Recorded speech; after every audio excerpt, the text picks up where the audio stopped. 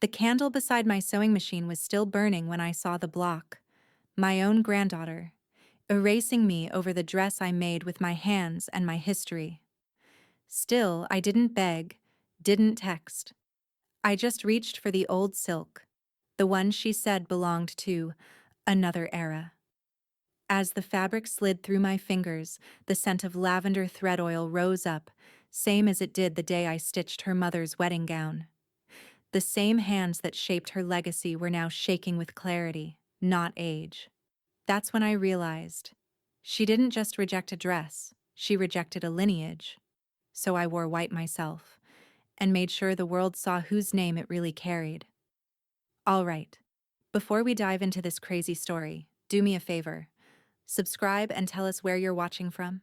Vivian Shaw's hands moved with a practiced reverence, fingertips tracing the satin box edges as if she were unlocking a chapel vault. The cardboard was aged but intact, held together with linen ribbon she'd tied herself the day she packed it away. 49 years ago this spring. She didn't sigh as she loosened the knot. She didn't speak. She simply opened it. Inside, wrapped in archival tissue and decades of breathless care, was the dress. Her dress.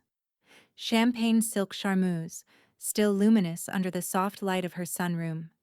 Hand-sewn lace applique crawled up the bodice like ivy climbing old stone. The sleeves, bell-shaped, dramatic, whispered of another era, but the structure held. It hadn't yellowed.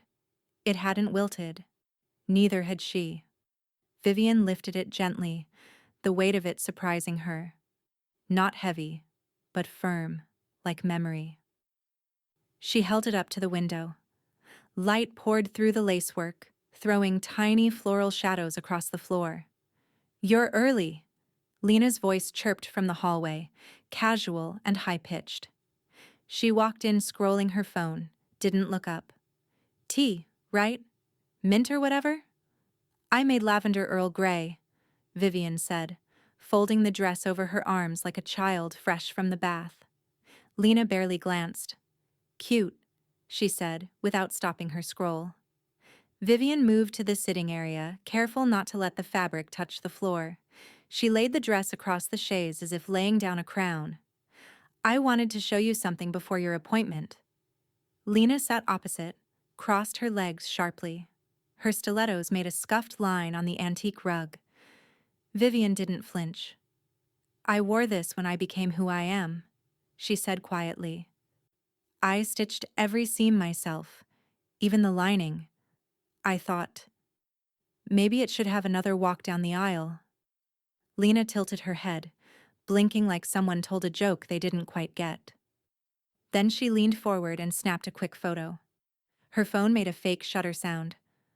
"Gotta show Trish," she said, tapping the screen.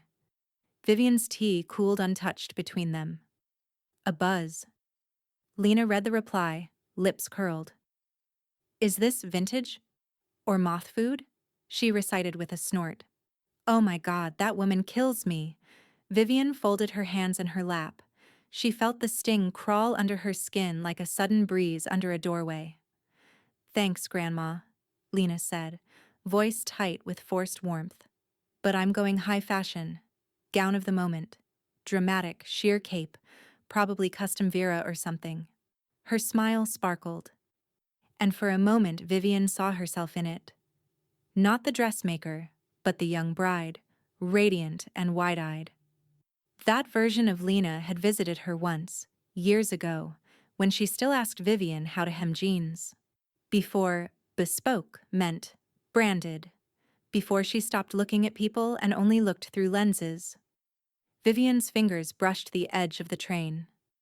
"I see," she said softly. Lena stood. "Anyway, I've got a dress fitting in 20. Trish says the new collection's already waitlisted. She got me in as a priority bride. Isn't that wild?" Vivian rose too, folding the dress with a fluid grace that came from repetition and reverence. "I hope your dress is everything you want it to be," she said. Lena leaned in, kissed the air beside her cheek. "It will be," she said. "Love you." The front door clicked shut behind her. the scent of her perfume lingering too long in the hallway. Vivian stood alone in the soft hush of the house, listening to the echo fade. She carried the dress back to her sewing room. She didn't cry. She didn't curse. She laid the gown flat across the table, turned on the lamp, and retrieved her seam ripper from the drawer. Outside, a mockingbird called sharply into the evening air. Inside, Vivian made the first cut. The afternoon light in Charleston had a particular cruelty to it, bright enough to make everything look perfect, harsh enough to reveal what wasn't. Vivian stood by her kitchen window, watching the sunlight hit the magnolia leaves, the green almost too vivid. Her kettle began to sing, sharp and shrill. A knock came just as she turned off the burner. 3 soft taps. She knew that rhythm. Avery. Vivian opened the door to find her younger granddaughter standing there, hair in a loose braid, wearing a faded denim jacket. No makeup, no pretense, just her. "Hi, Grandma," Avery said, holding out a paper bag. "Brought you the scones you like from Finch's. The cranberry ones." Vivian smiled. "You remembered." They sat at the small breakfast table by the window, the one that caught all the sun in the morning and all the loneliness by afternoon. Avery stirred her tea, eyes flicking toward the sewing room door. "You've been working again," she said softly. Vivian followed her gaze. The dress lay spread across the table inside, its fabric catching a pale shimmer through the doorway. "Just mending," she said. "Mending what?" Avery asked, then immediately softened. "Sorry, I didn't mean—" "It's all right." Vivian sipped her tea. "It keeps my hands busy, and my temper quiet." They sat in silence for a few moments. Only the ticking of the wall clock filled the room. Finally, Avery reached into her purse and took out a cream envelope. Its gold lettering gleamed. Vivian didn't move. "What's that?" Avery hesitated. "The wedding invites." Vivian's fingers tightened around her teacup. "I see." "They went out weeks ago," Avery said. She looked down at her lap. "I thought you'd gotten one." Vivian's voice stayed calm, steady. "She didn't even pretend?" Avery swallowed. "She says it's better if it's just young people, smaller crowd. You know, social energy or something." A pause, the kind that could split stone. Vivian didn't look angry. She looked measured. "I see," she said again, this time quieter. "Young people." Avery shifted. "Grandma, I told her it was wrong. She said, well, she said you'd understand." Vivian smiled faintly, the kind of smile that never reached her eyes. "Oh, I do understand. Perfectly." The kettle clicked again as it cooled, the sound oddly final. Vivian rose, took their plates to the sink. "Tell her I wish her every joy," she said, voice even. "And don't mention this conversation. I don't like pity disguised as guilt." "Grandma, please." Vivian turned, a faint kindness in her eyes. "No more." Avery nodded, biting her lip. She glanced once more at the sewing room, then leaned over to hug her. "You don't deserve this," she whispered. Vivian's arms were steady. "Deserve has nothing to do with family," she murmured. When Avery left, Vivian stood for a long while in the doorway, watching her car disappear down the oak-lined street. The air smelled of salt and wisteria. Inside, the silence expanded. Later, when Margot arrived unannounced, oversized sunglasses, a silk scarf knotted loosely at her neck, Vivian wasn't surprised. She'd been expecting her oldest friend to appear the moment the story got out. Margot didn't waste time with sympathy. Her eyes fell immediately on the dress laid out across the sewing table. "So," she said softly, removing her shades. "The princess uninvited the queen." Vivian smirked at that. "Seems the kingdom's too young for legacy." Margot traced a fingertip along the hemline. "You're not redoing it for her, are you?" Vivian shook her head. "No, I'm just..." listening to what it wants to become. Margot raised a brow. The dress talks now? Vivian's smile deepened, weary but alive. Everything I ever loved has a voice. Some just waited longer to be heard. They stood together for a while, watching the silk ripple under the fan's breeze. The gown looked almost ghost-like, yet defiant. Finally, Vivian spoke, her tone quiet but edged with something fierce beneath it. "I offered grace," she said. "They offered silence." Margot's lips curved into a knowing grin. Then maybe it's time silence had an audience. Vivian looked up sharply, eyes narrowing with a glint of something dangerous and new. The fan hummed overhead. The light shifted across the lace. She didn't answer. She didn't have to. The video played on mute. Vivian watched her granddaughter, flawless in a silk robe, champagne in hand, twirl through a boutique beneath chandeliers shaped like upside-down roses. Lena's phone camera hovered above, capturing angles that mattered more than the moment. A dance of filters, fake giggles, and fast cuts. Avery had texted it to her with a cautious, "You might want to see this." Vivian hadn't answered. Lena spun toward a pedestal mirror, arms outstretched as a stylist fluffed a skirt around her. In the corner of the video, barely readable, a comment floated upward. "Glad she dodged that dusty museum dress." Vivian's thumb hovered over the screen. She didn't flinch, didn't rage, just pressed the volume button, twice, to make sure it stayed silent. Then set the phone face down. Outside, wind rattled the trees. Inside, Vivian rose without hurry, crossed the room, and turned on the sewing lamp. The dress waited, laid out with patience, it always had. She slipped the thimble on her finger, pulled the chair in, reached for her seam ripper. The first thread snapped like it had been waiting to break. Vivian leaned in, unpicking the bodice with a surgeon's calm. Lace peeled back in delicate strips, decades of intention coming undone with each stroke. She didn't blink, didn't breathe shallow. Her hands moved with grace, but her mouth was a hard line. Footsteps padded down the hallway. Margot appeared in the doorway, her scarf tied tighter today, eyes rimmed with eyeliner that had seen better boardrooms and worse gossip. "I saw the video," she said without preamble. "The boutique had live coverage. Can you believe that? A try-on party. What a time to be disrespected publicly." Vivian didn't pause. "It wasn't public until I watched it. Now it's personal." Margot leaned against the doorframe, arms crossed. "What are you doing?" Vivian's fingers worked a side seam free. She plucked it loose with the delicacy of someone tearing a love letter they still remember by heart. "I'm starting over." Margot stepped closer, heels silent on the old hardwood. She studied the pile of fabric beginning to pool on the table. "You're not fixing it," she murmured. "You're recreating it." Vivian nodded once. She thought it was a relic, a symbol of her past, but it was never meant for her.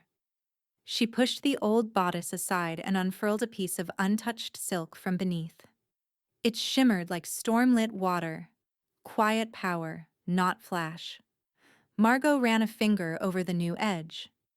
"You kept this piece out of sentiment?" Vivian's gaze lifted, steady and sure. "I kept it because I knew one day I'd need to remind myself what it felt like to start from beauty, not trend." Margot smiled, but it was laced with awe. "I forget, sometimes, that you built legacies from a sewing machine." Vivian reached for her chalk pencil, outlining a neckline in soft curves across the fabric. "Legacy," she said, "only matters when someone tries to erase it." The fabric slipped over her lap, cascading like a waterfall, heavy with intent, shining with defiance. Vivian held it there a moment, like a knight might hold a drawn sword across their knees before battle. A breeze moved through the open window, brushing past the lace pinned on the far end of the table. It fluttered like breath. Margot stepped back. Do you know what you're making? Vivian didn't answer. Not yet. She slid the chalk into its groove, adjusted her thimble, and began to pin the first new seam. Her hands were slow but sure, each movement exact, like muscle memory meeting vengeance. Call me when it's time, Margot said quietly, stepping out of the room. Vivian didn't look up. Her shoulders were square, her eyes locked on the line she'd drawn. As Margot disappeared down the hallway, her voice echoed faintly back. Let's make them regret laughing. Vivian whispered, just for herself. Oh, they already do. Close the laptop. I'm making the call. Margot stood in Vivian's kitchen with a phone in one hand and a manila folder in the other, her posture crisp, and her expression tighter than the espresso-colored bun pinned to the back of her head. Vivian poured hot water over loose tea leaves, calm as a lake before a storm. You said they were full, she said. They were, Margot replied. Then I reminded them who made half their opening lineup look amateur in the 90s. Vivian arched a brow. That was a long time ago. And yet, Margot said, flipping the folder open, your sketch from 3 nights ago has more gravity than anything I've seen this decade. She held it up. A pencil rendering of the new silhouette. Regal neckline, fluid structure, architectural train. Vivian had sketched it in a single sitting, like she was tracing muscle memory rather than paper. I told you, Margot continued, dialing. This isn't a comeback. It's a correction. Vivian set down her teapot. Just don't make it a resurrection. I'm not a ghost. Margot's lips curved. You're not. But it's time they remember who wrote the first chapter of Southern Bridal Couture.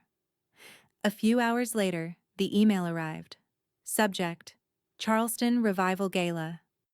Possible inclusion. Body: we're intrigued. Can she submit a digital portfolio by tonight? Vivian didn't hesitate. She sent photographs Margot had taken years ago, photos she hadn't looked at in a decade, dresses with storylines stitched into every seam, models who smiled like they were carrying history, not just fabric. She included new photos, too, the half-finished rebirth of the gown on her work table, the sketches, even a shot of her hands, aged and strong, threading a needle beside a window. By morning, the reply was short and urgent. Subject: confirmed. She closes the show. Margot screamed. Vivian, standing at her ironing board, simply nodded. Only one condition, she said quietly, eyes still fixed on her work. Margot's excitement dimmed just enough to listen. They will not bill me as nostalgic, Vivian said. I'm not a memory, I'm a force. Margot smiled, half-wicked. Damn right you are. It didn't take long for word to leak. Trish Monroe caught wind of it during a backroom brunch at the Palmetto House, her assistant whispering the news between champagne refills. Vivian Shaw? Trish repeated, laughing mid-sip. She's seriously doing a show? The others at the table perked up. The final slot, the assistant confirmed. Charleston Gala, unbilled, but Margot's name is on the press list. Trish rolled her eyes. That event is about forward movement, not Civil War relics in lace gloves. She picked up her phone and texted Lena, Viv Shaw. Closing Charleston. LOL. You seeing this? The reply came within seconds. Let her embarrass herself. She'll be a side note by brunch. Trish smiled, pleased, but she hadn't noticed the intern standing just behind the curtain, taking mental notes and silently syncing her calendar. Back at Vivian's home, Margot sipped her coffee and scrolled. They're already whispering, she said, half curious, half confused, all watching. Vivian leaned over the dress form, pinning the new sleeve, structured with a subtle puff at the shoulder, bold but elegant. Let them watch. Margot tilted her head, smile stretching slow. They think this is about proving something to Lena. Vivian didn't look up. This isn't about Lena. Then who's it for? Vivian slid another pin into place with delicate precision.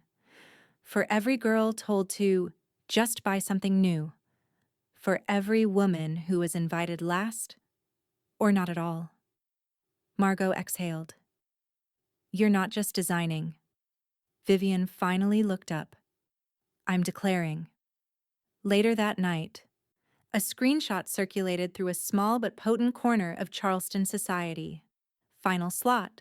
Charleston Revival Gala. Special appearance by the original architect of elegance. Lena stared at it in bed, the soft glow of her phone casting a sour hue across her cheekbones. Jared was already asleep beside her. She zoomed in on the name, jaw clenched. Vivian Shaw. She set the phone down and turned off the light. But sleep didn't come easily. The morning of the first fitting was thick with the scent of rain on warm pavement. Clouds pressed low over Charleston, but inside the Revival Gala's prep suite, an airy loft with floor-to-ceiling windows and whitewashed brick walls, Vivian Shaw's hands moved like sunrise-breaking fog. No assistants, no apprentices, just her. The gown waited on its mannequin beneath a drop pendant light, still draped in its protective muslin cover. Only Margot had seen it. Not even the organizers had been allowed more than a few fabric swatches and one blurry sketch. Vivian stood in a cream blouse and slacks, her gray-silver braid pinned in a low knot. There was no performance in her, only presence. Margot paced with a clipboard, heels tapping a metronome against the hardwood. The lighting rigs up, seating confirmed. Front rows tighter than a Chanel capsule drop, she said, pausing to glance toward the covered dress. They think they're getting a legend's farewell. Vivian didn't turn from her sewing kit. They're getting something they never saw coming. At precisely 10 a.m., the prep team arrived. 5 of them, young, polished, skeptical. A production assistant tried not to stare at Vivian like she was museum art. Another whispered something to a stylist who muttered, "I thought she was taller." Margot clapped her hands once. Phones down, eyes up. She gestured toward the form. You'll watch, and you'll listen.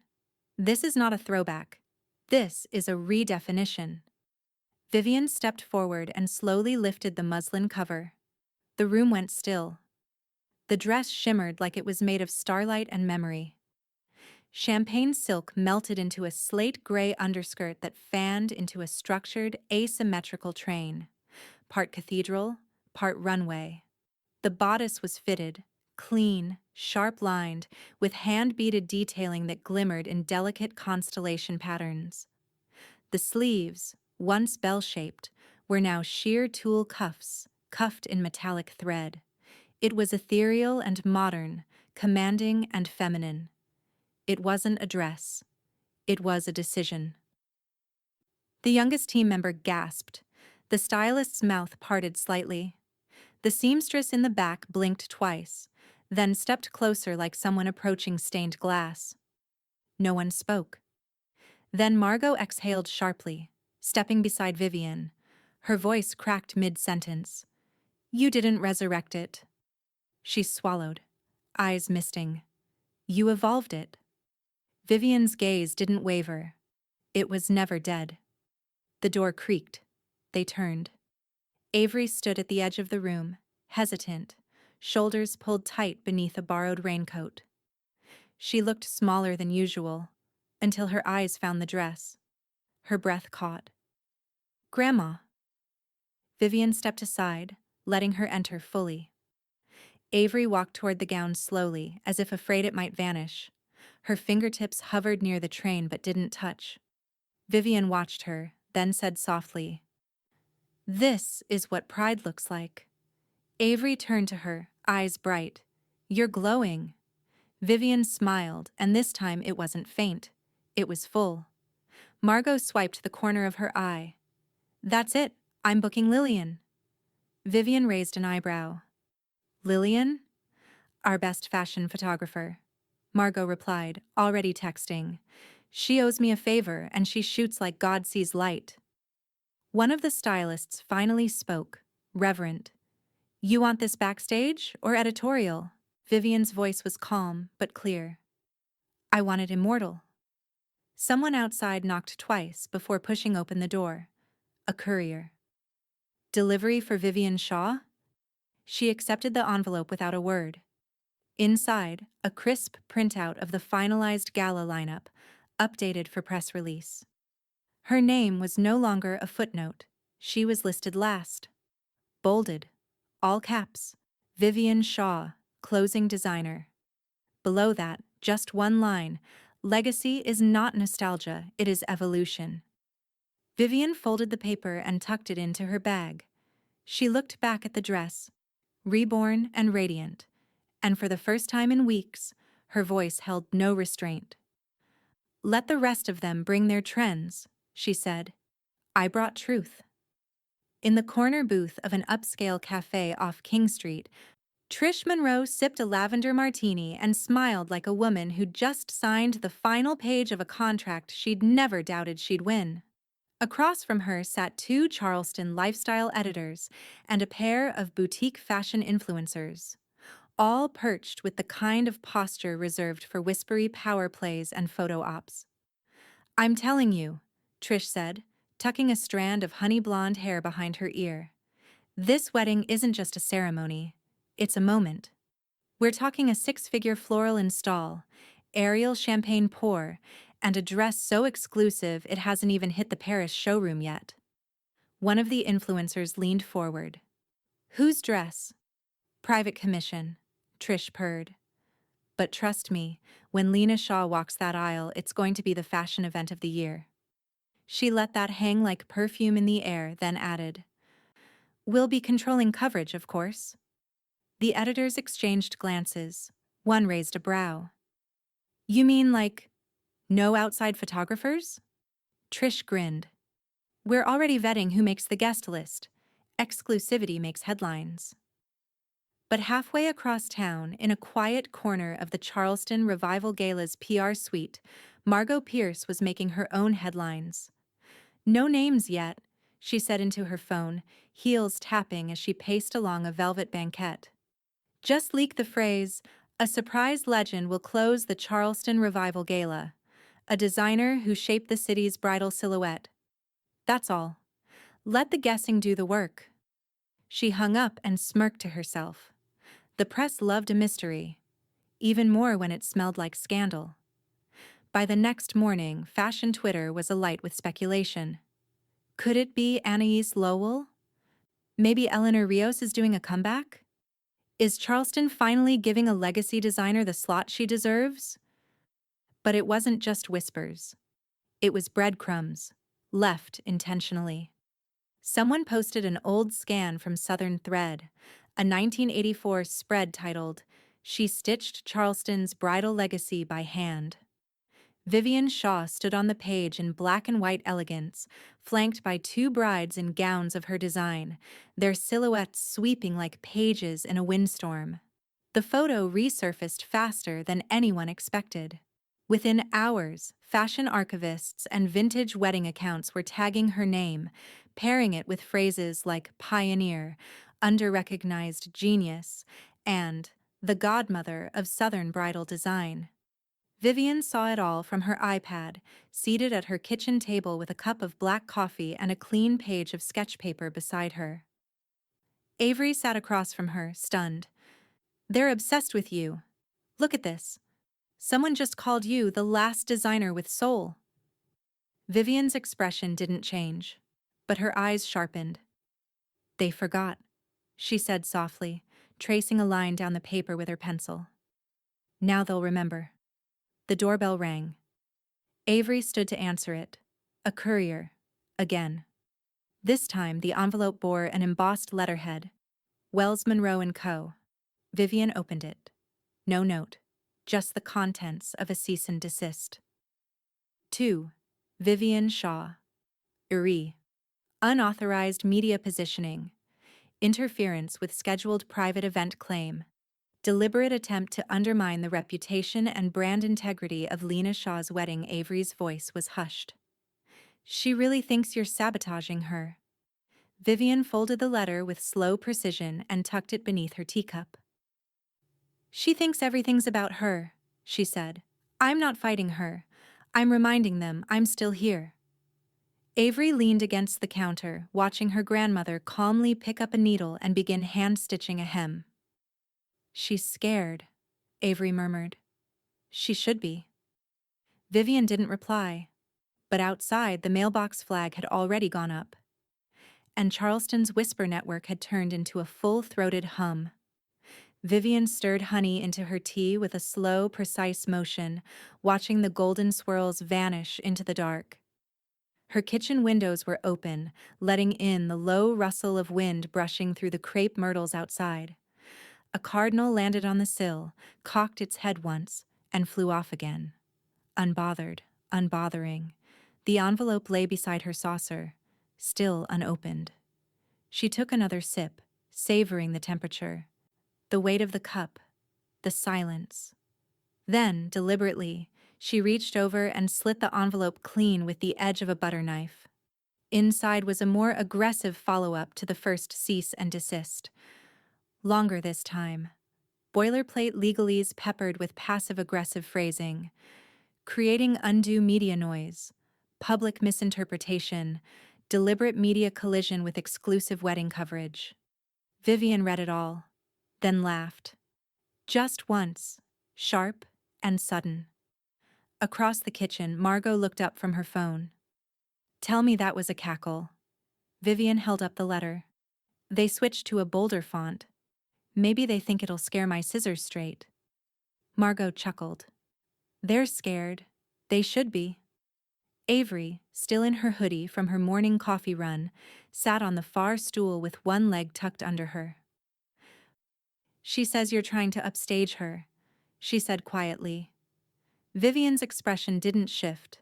She folded the letter in half and set it gently on top of the stack of press clippings Margot had printed for her.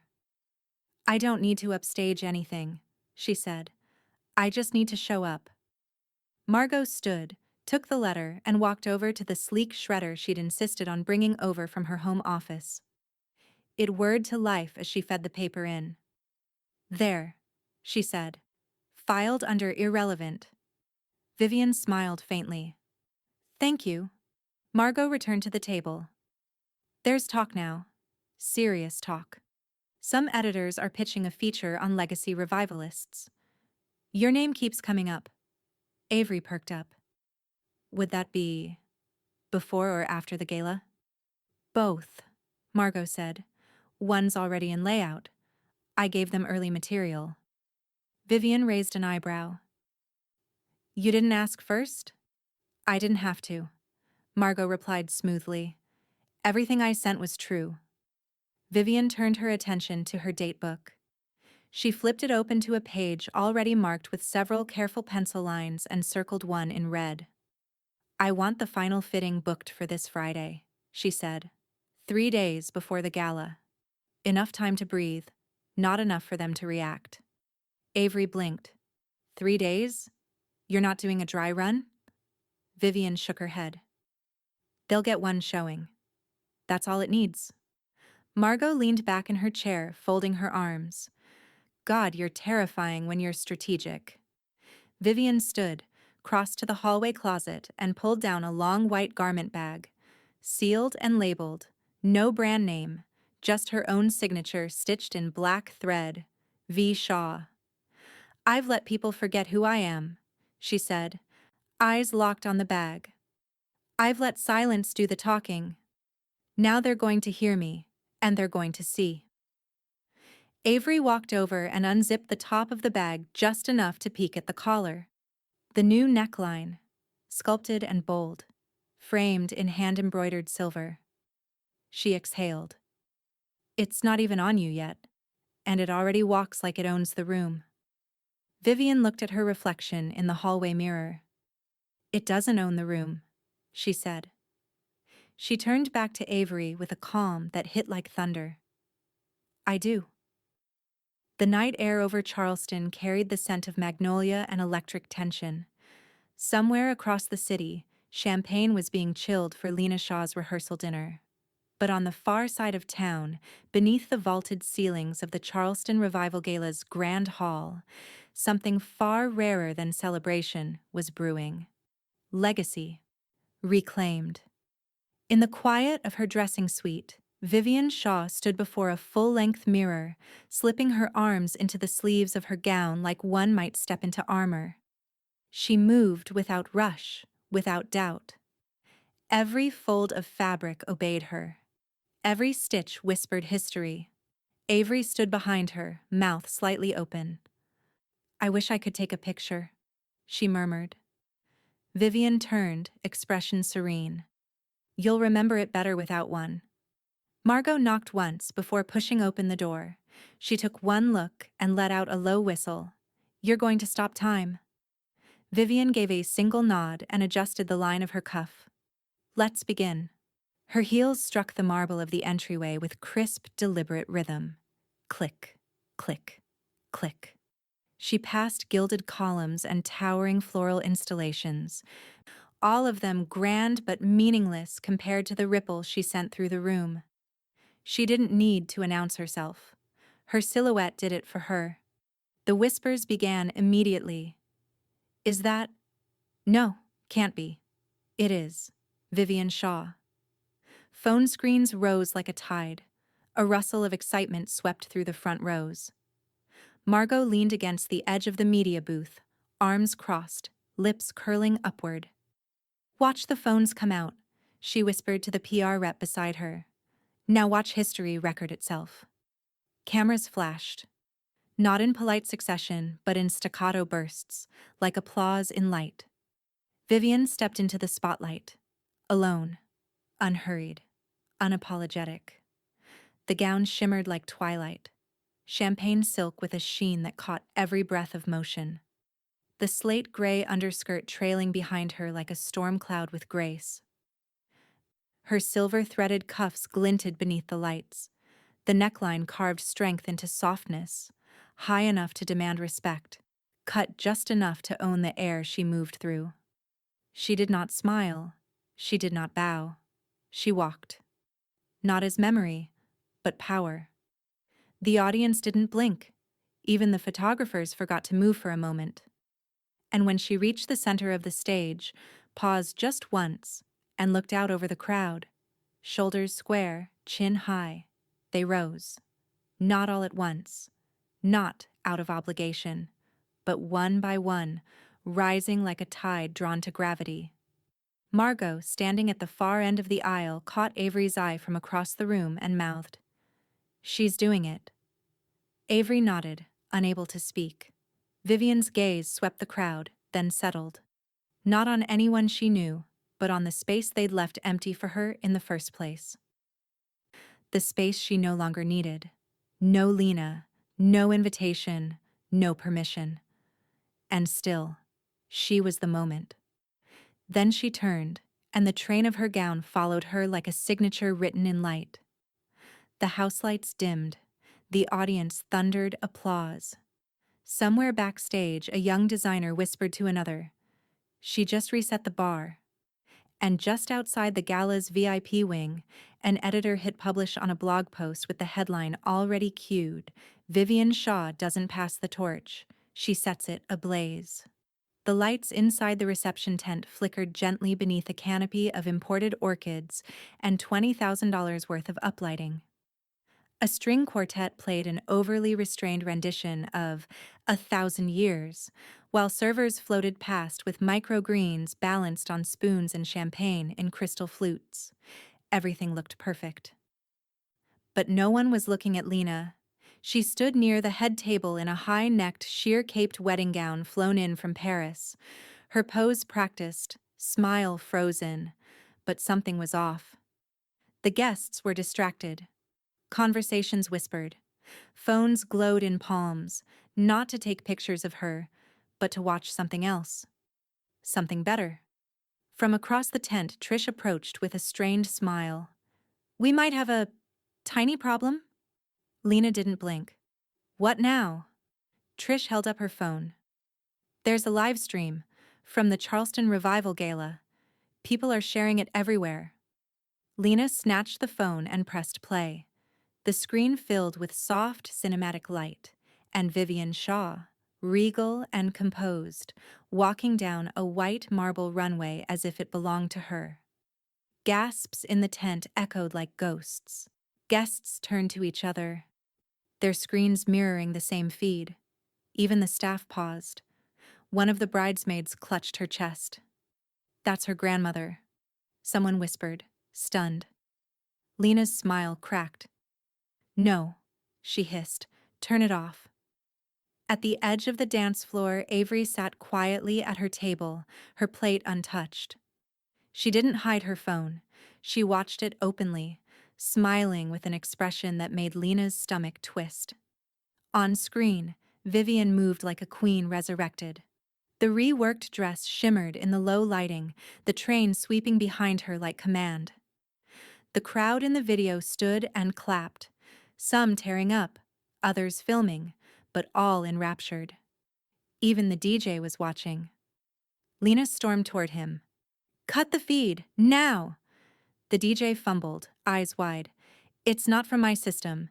People are just airdropping it, streaming it live from their phones." Jared approached from behind, tie loosened, brows furrowed. "She looks..." He paused, still staring at the screen.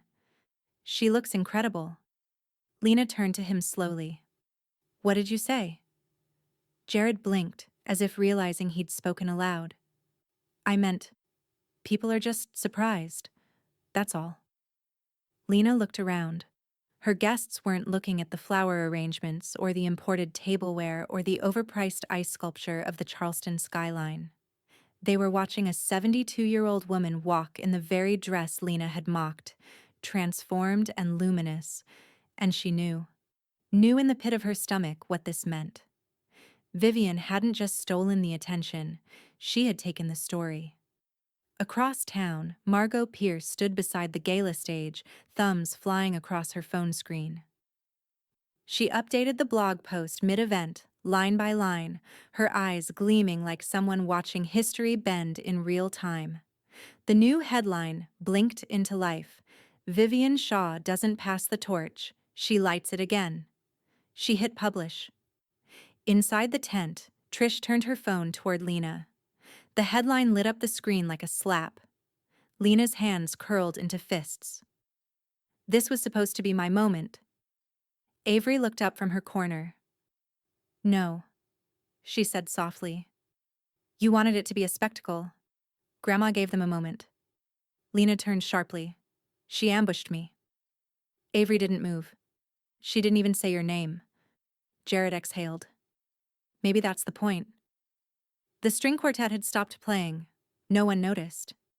From the dance floor to the catering staff, the attention had shifted entirely. Vivian wasn't even in the room, and still, she was everywhere. Lena grabbed her phone, swiping furiously through Instagram, through hashtags, searching for something to take back control. But it was too late. Her legacy had just been rewritten, and it didn't have her name on it. The morning after the gala arrived like the hush after a church bell. Charleston's sky was still hazy with humidity, the world not quite awake, but Vivian was already seated at her kitchen table, black coffee in hand, pen moving quietly across the page. Her journal lay open, the lines crisp and waiting. They wanted a trend. I gave them a legacy. She didn't need to underline it. The weight of the sentence held on its own. Her phone buzzed on the counter. Once, then again. She didn't reach for it. Outside, birds chirped like nothing had changed. But Vivian knew better. Something had shifted, and not just in Charleston. The kind of shift that moved quietly at first, like wind through silk, then hit like a wave. Another buzz. She rose without hurry, took her cup to the sink, and only then glanced at the screen. One new message, Jared Wells. She let it sit. Avery arrived 10 minutes later, carrying a small package wrapped in brown paper and tied with twine. "I had this printed last night," she said, eyes bright. "Found a place that stayed open late just for gala orders." Vivian untied the package and carefully unfolded the tissue inside. A photograph. Full color. Matte finish. Vivian, mid-walk, halfway down the Charleston Revival runway. The lights framed her like the opening of a story. Her gown caught the movement in a perfect ripple, train sweeping behind her. Her shoulders were square, her gaze was lifted, her hands relaxed by her sides. It wasn't a pose, it was peace. She looked untouchable. Avery said softly, "I know you don't need the proof, but I wanted you to have it anyway." Vivian smiled, the kind that deepened the lines at the corners of her mouth. "Thank you," she said. "It's rare to see yourself exactly how you feel." She took the photo into the living room and placed it on the mantel, sliding it next to the black and white image from her own wedding day, her younger self in the original version of the gown, looking forward with the same quiet conviction. Side by side, they weren't echoes. They were evolution. The landline rang. Vivian reached for it, half expecting Margot. She was right. "I hope you're sitting down," Margot said, no greeting needed. "You've got 3 national outlets requesting interviews. Vogue, The Cut, and, brace yourself, Oprah Daily." Vivian raised an eyebrow. "Oprah still does fashion?" "She does when it moves like this," Margot said. "Oh, and CBS Sunday Morning wants a sit-down at your studio." Vivian didn't answer right away. She looked back toward the photo on the mantel. "Only if I choose the questions," she said. "Already in the email I sent. I even said you'd decline hair and makeup if they try to lighten your laugh lines." Vivian chuckled. "You know me too well." "I should," Margot said. "I just watched you rewrite Charleston's fashion memory in under 90 seconds. A silence settled between them. Not empty, but full. Then Margot added, "You didn't just outshine them, Vivian. You outlasted them." Vivian stared out the window, her hands resting on the edge of the table. The morning light softened everything but didn't dim it. "I didn't need to last," she said quietly. "I just needed them to remember." The call ended. The house was still again. Her phone buzzed one more time on the counter. 1. Unread message, Jared Wells. She walked over, read the preview without tapping. "Vivian, I just wanted to say..." That was enough. She locked the screen and set it face down. She had nothing left to say. By the end of the week, the window display was up.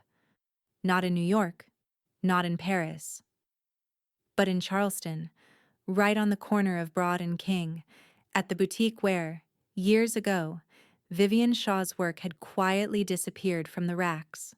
Now her reworked gown stood alone on a pedestal in the center of the storefront, spotlit like sculpture.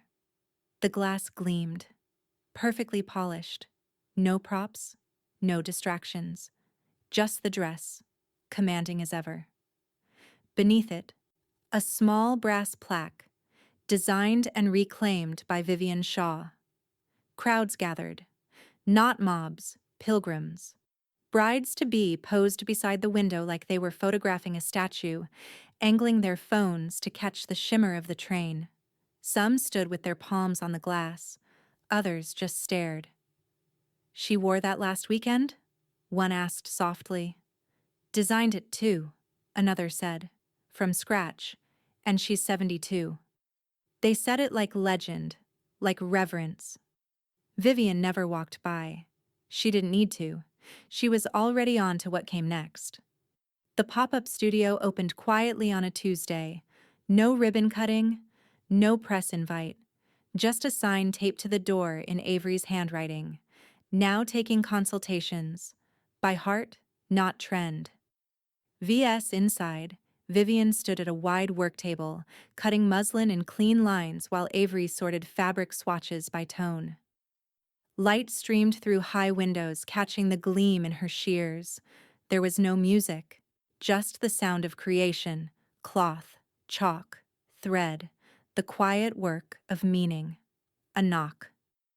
Avery opened the door to find a woman in her 20s, neatly dressed, clutching a leather portfolio.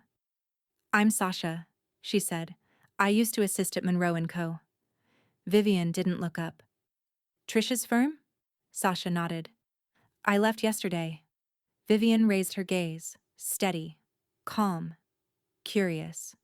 Sasha swallowed.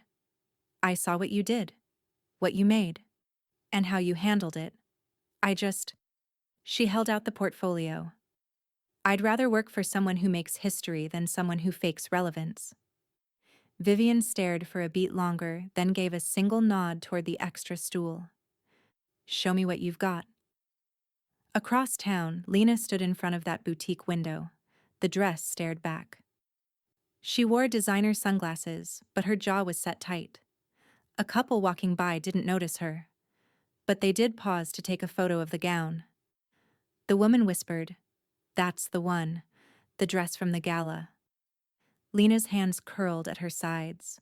Her own wedding photos, despite all their staging, hadn't been picked up by a single major outlet. Just a few reposts from vendors and a polite mention in the Charleston Register. She couldn't buy the attention that dress earned on its own. The window didn't blink, didn't yield. Back in the studio, Vivian ran her fingers over a new bolt of silk organza, soft as breath, translucent but strong. "These three," she told Avery, pointing to the organza, a matte crepe, and a metallic threaded lace. "That's our first capsule. Clean lines, no drama, let the details speak." Avery nodded, scribbling notes. "Do you want to name the collection?" Vivian looked up. "Legacy," she said, then paused. "No. Continuum." Avery grinned. "I love that." Vivian turned back to the table, but her expression had softened. "You'll be the one continuing it, you know." Avery blinked. "Me?" Vivian nodded. "You see people, not just shapes or trends. That's the first requirement." Avery looked down, her voice small. "But I don't sew like you." "You don't need to," Vivian said. "You'll learn. I didn't come out of the womb with a needle." Vivian reached into a drawer, pulled out a crisp linen swatch, and handed it to her. It had one phrase stitched in small, exact black thread. "Make it mean something." Avery took it with both hands like a vow. Outside, another group paused at the boutique window. The glass fogged slightly from the breath of admiration. But no matter how close they stood, how many filters they used, how many angles they tried, they could not touch what was behind it. They couldn't own it. They could only witness it. The envelope was handwritten. Real ink, not a printer. Thick cardstock, ivory, with a barely there floral embossing and no return address. Vivian turned it over in her hands before opening it at the seam with her embroidery scissors. Inside, a folded note. The handwriting was elegant, slightly slanted. "Ms. Shaw, I was planning the biggest wedding Charleston had seen, until I saw your walk. Now I just want something real. Your story changed everything. If you're willing, I'd be honored to have you there. Grace Langford." Vivian reread it once, then again. No stylistic flattery, no designer name drops. Just the word that mattered. Real. She turned to Avery, who had just returned from the fabric store with a new roll of silk organza cradled in her arms. "You busy Saturday afternoon?" Avery blinked. "Depends." Vivian handed her the invitation. "You're coming with me." The wedding was tucked beneath live oaks at a small garden chapel just off the Battery. No ice sculptures, no velvet ropes, just guests in soft pastels and linen, sitting on wooden benches strewn with wild flowers. Vivian stepped out of the car wearing a dove-gray tea-length suit, the jacket collar folded with the kind of precision only a seamstress can achieve. Her silver hair was pinned low, and on her lapel, a single pearl. Avery wore navy, minimal makeup, quiet pride in her posture. As they approached the entrance, heads began to turn. "Oh my God," someone whispered. "Is that her?" "That's Vivian Shaw. I saw her walk the gala." Vivian nodded graciously but didn't slow her steps. She wasn't there for attention. She was there because someone had seen through the noise and chosen meaning instead. The bride, Grace, stood near the altar in a sleeveless silk gown. No train, no shimmer, but it hung with intention, the kind of fit that said it had been measured in quiet hours, not magazine clippings. When she spotted Vivian, her eyes filled. "Ms. Shaw," she said softly, approaching with hands gently extended. "Thank you for coming. I I hope I'm doing your story justice." Vivian took both hands in hers. "You already did, the moment you made it yours." The ceremony was short, just enough words to tether the moment without dressing it in artifice. When Grace spoke her vows, she turned slightly toward her guests and said, "This dress doesn't wear a label. It carries a soul." Someone stitched more than thread into it. She stitched reminder that love isn't spectacle, it's craft and choice, and I choose you. Vivian blinked hard. Her throat tightened. Avery, sitting beside her, slipped her hand into her grandmother's. Vivian didn't let go. When the officiant pronounced the couple husband and wife, the applause wasn't thunderous, but it was honest. The kind that wraps around the ribs like warmth on a cold day. Afterward, guests mingled under string lights. Vivian stood to the side, sipping lemonade and watching Grace laugh in the corner with her new husband. A few guests approached for photos. One asked for a signature. She obliged, but gently, never letting the moment drift too far from its truth. Avery glanced at her and smiled. "This is different." Vivian nodded. "It's what a wedding's supposed to feel like." A woman nearby leaned over to her date. "That's the woman who made the gown in the window, right?" Vivian heard it, but didn't react. Avery looked at her and whispered, "Funny how they keep calling it the gown." Vivian smiled. "They don't realize," she said, voice low but steady. "It was never about the gown." She looked down at their hands, hers weathered, Avery's young and sure. It was always about the hands that make it matter. The knockoff was posted on a Tuesday. It went live just after noon. 3 awkward, over-filtered photos uploaded to Lena's bridal account, which had gone dormant since the wedding buzz faded. Now it roared back with a jolt of artificial relevance. Caption: "The future of bridal is bold, clean, timeless, inspired by nobody, designed by me." Vivian saw it within minutes, not because she followed Lena, she didn't, but because her inbox lit up like a fuse. Margot's subject line was short: "You need to see this." The photos tried hard, too hard. The gown mimicked the shape of Vivian's gala design, but the lines were clumsy. The cuffs were thick, the hem stiff, the bodice overstarched and choking on its own ambition. It was couture cosplay. The train sagged. The soul was missing. Vivian stared at it for a long moment, then quietly opened her laptop. At the same time, a boutique buyer in Atlanta, one who'd just signed on to stock pieces from Vivian's Continuum capsule, texted a colleague in Charleston. "Is this her line? Thought she didn't license." "It's not," came the reply. "Check the date. She didn't design that one." "Oof, that's shameless." At 2:12 p.m., Vivian filed an intellectual property violation with the support of her longtime IP attorney, Marla Green.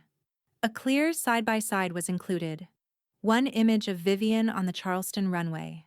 One of Lena, feet awkwardly posed in a downtown parking garage, trying to radiate confidence beside a knockoff made with half the skill and none of the grace. The caption's final words, "Inspired by nobody," were circled in red. By 5 odd p.m., the post was flagged. By 6:30, it was gone.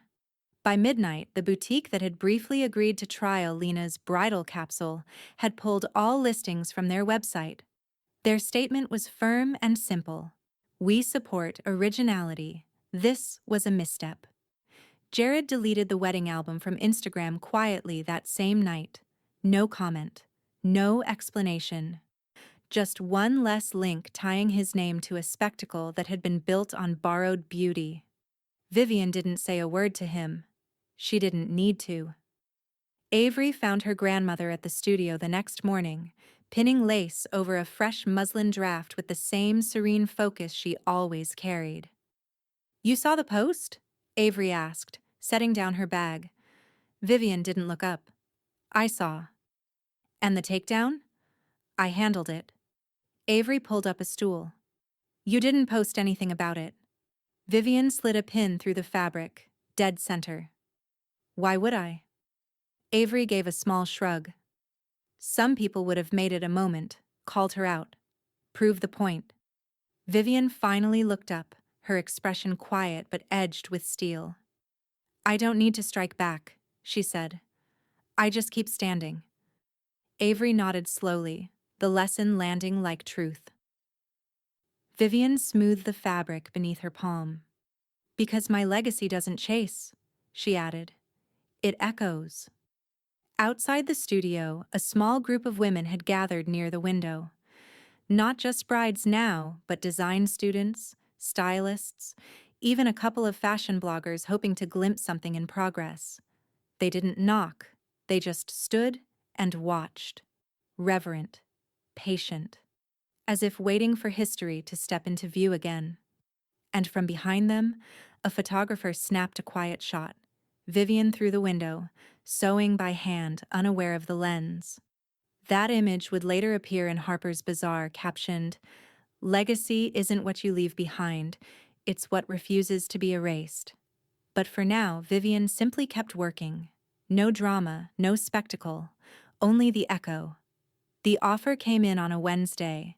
Clean, crisp email, bolded header from Bridal Modern, the industry's most prestigious print magazine. Subject: full feature request, cover story consideration body. "We'd be honored to feature Vivian Shaw as our winter edition cover." The designer who didn't just return, but redefined. Margot forwarded it with the note. "I told you." Vivian stared at the screen a full minute before replying. Her fingers moved slow but certain. "Only under the following conditions. No anti-aging edits. No invented backstory. No shots of me holding a tape measure like a fashion relic. If you want the truth, I'll wear it." They agreed within the hour. The shoot took place at the old train depot, now converted into a minimalist art gallery, concrete floors, natural light, white walls that caught every shadow like truth on silk. Vivian arrived with no entourage, no stylist, just a soft garment bag slung over her shoulder, and Avery walking beside her, carrying a worn sketchbook. The team stood when she entered. Lillian, the photographer Margot had called in months earlier, greeted her with a quiet nod. "We're not shooting the past," she said.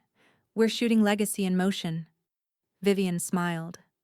"Then don't ask me to smile in every frame." "Wouldn't dare," Lillian replied. The first look was structured. A full-length black sheath with stitched piping and subtle flare, designed by Vivian the week after the gala. She stood against the white backdrop like a silhouette carved into stone. No retouching, no filter. Just presence. The second, a custom cream midi dress with sculpted shoulders and no embellishment, paired with soft gloves and her original wedding brooch. They saved the third for last. Vivian stepped out wearing a tailored white pantsuit. Clean lines, peak lapels, a high-waisted cut that carried both elegance and edge. No lace, no nostalgia. It was bridal only in color, power in form. She stood under the skylight, arms crossed loosely, gaze level. Avery watched from behind the camera, her breath caught. "You don't look like you're trying to be remembered," she whispered. Vivian didn't blink. I'm showing them I never left. The shutters snapped. The cover hit shelves 3 weeks later. Headline: The Matriarch of Modern Bridal. Vivian Shaw reshapes the future, one stitch at a time. No airbrushing, no retouching.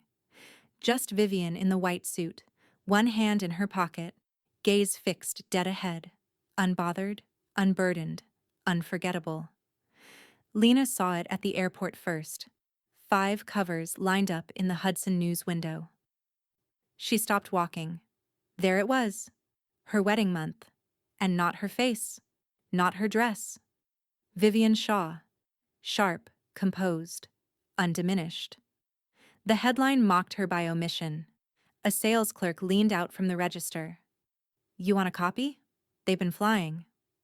Lena didn't answer. She turned and walked out, jaw tight. Later that night, she deleted the last few public photos from her Instagram. None of them look like power now, only performance. At Monroe and Koser, Trish Monroe stood over a conference table littered with mock-ups and unreturned client calls. 2 of their biggest names, an LA bridal house and a Paris-based accessory line, had both pulled out in the same day. The email from one read, "We're looking for timeless impact, not trend clinging." Trish threw her tablet across the table. It hit the floor, screen cracking down the middle like split bone. Her assistant, new, quiet, observant, typed something discreetly into her phone under the desk. She was applying to Continuum. Back in the studio, Vivian clipped the magazine page and pinned it on the wall above her work table, not as decoration, as documentation. Avery stood beside her, holding a new sketch. "For the spring drop," she said. "Thought we could lead with this. Clean halter, floor length, hidden pockets." Vivian studied it, then nodded. "Let's cut it this week." Outside, the sun hit the boutique window across the street, bouncing light back into the studio. Vivian glanced at her own reflection just for a moment. She didn't pose. She just stood. Vivian stood at the center of her sewing room, pinning the last thread of memory into place. The label was small, just 2 inches across and stitched in steady black script on vintage ivory linen. Handmade by V. Shaw, 1971. The original. She framed it in a shadow box with walnut trim, the kind used for diplomas and war medals. Not for grandeur, but for weight. Next to it, she mounted the bridal modern cover, tucked just slightly lower so the label took the top position. Not ego, just order. The past had come first. Avery leaned in to look. "You made that label when you were my age?" Vivian nodded. "Didn't have anything fancy. Just a singer, a scrap of muslin, and a reason." She stepped back to take in the frame. "I didn't know what I'd become, but I knew what I was building wouldn't fade." Outside, the afternoon sun cast long shadows over bolts of organza and linen. Inside, the sewing room pulsed with quiet purpose. Avery rolled out a new sketch on the work table, sleek, minimalist, architectural. "We could use pearl buttons instead of clasps for the closure," she said. "Not too much shine, just texture." Vivian examined the lines, nodding slowly. "Good. But let them rest along the spine.